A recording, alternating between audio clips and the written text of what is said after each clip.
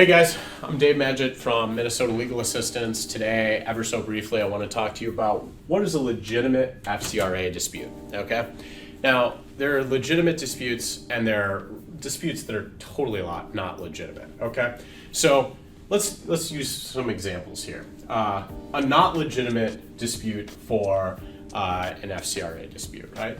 So it's not my account, really your account, and you're just sending a notice to the consumer reporting agency that it's not yours. Not a good idea. Okay, so number one, I don't even know if that's, a criminal offense, I suppose, if I've never heard of an enforcement action on such a thing, but nonetheless, you're transmitting like totally false information through the mail, right? Like, it's not my account. Don't do crap like that. Don't do crap like that because there are plenty of legitimate disputes, okay? So you might find an account on there that you really don't want on there, right? The proper response is not saying it's not my account when it is indeed your account. You know exactly what it is, right? The proper response is to look at the data, right? Look at the data and hold their feet to the fire. Make sure that everything is accurate. And if it's not accurate, tell them you're going to correct it and you're going to get it accurate, right? Because you've got a right under the FCRA to assure that the information is accurate and not misleading, okay? So you might look at it and you might say, well, it is mine, but you're saying that I owe $2,200 and I made a payment and therefore that amount is wrong. That would be a legitimate dispute, right? The wrong amount, the last paid date, which would determine on, how long it stayed on your credit report. If that were later, it would remain on your credit report longer, okay? The wrong date for when the account was open. That's a legitimate dispute. Some other examples of illegitimate disputes would be, give me all my documents. Well, guess what? You're probably not entitled under the FCRA to all of the documents or your original wet signature of the, particular account. You might have a great case later on if it were not your account, if it was truly not your account, or those documents truly didn't exist, or they could never be proven that it was yours. But there's a different process for doing that. You don't run a dispute under the FCRA simply because you're trying to game somebody into giving you documents. They're not required, arguably, to provide those documents. So it's not a legitimate FCRA dispute. A UCC. The UCC dictates that consumer debt can't be traded between two parties. And by the way, I'm a sovereign citizen of Utah, and I don't recognize the Bank of South Dakota to get my information, or whatever nonsense disputes you see here. This is all garbage. I assure you it will not go over well in court. You can make these arguments all day long. I have not seen success with them.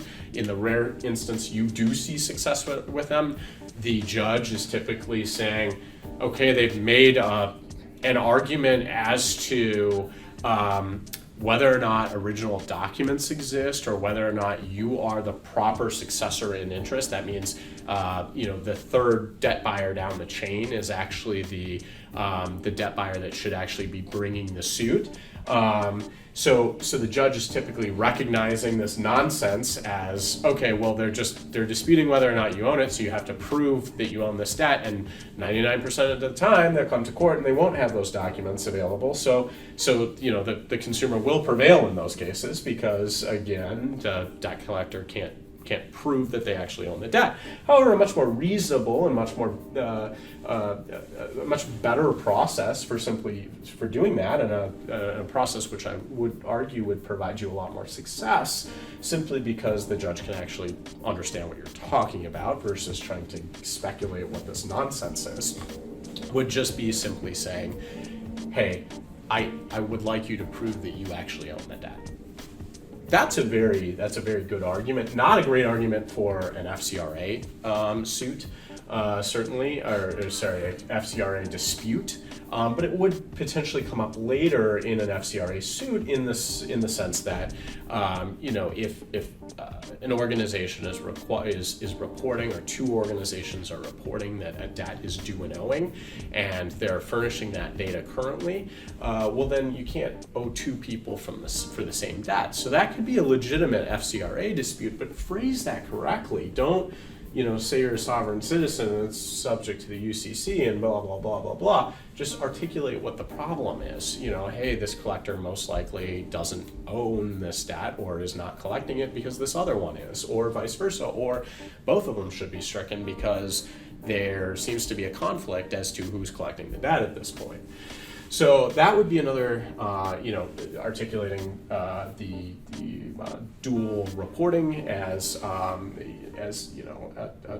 legitimate dispute. Yes, that's a legitimate dispute. But my point is that you see these garbage disputes coming in. It gives consumers a bad name. It doesn't go over in court very well, and there's legitimate reasons 99% of the time to be disputing accounts, and follow the proper process and hold their feet to the fire in having a fair and accurate credit report, not this gamesmanship garbage over here. Because again, I promise you will not have the success here that you would have as doing a proper legitimate suit under the FCRA.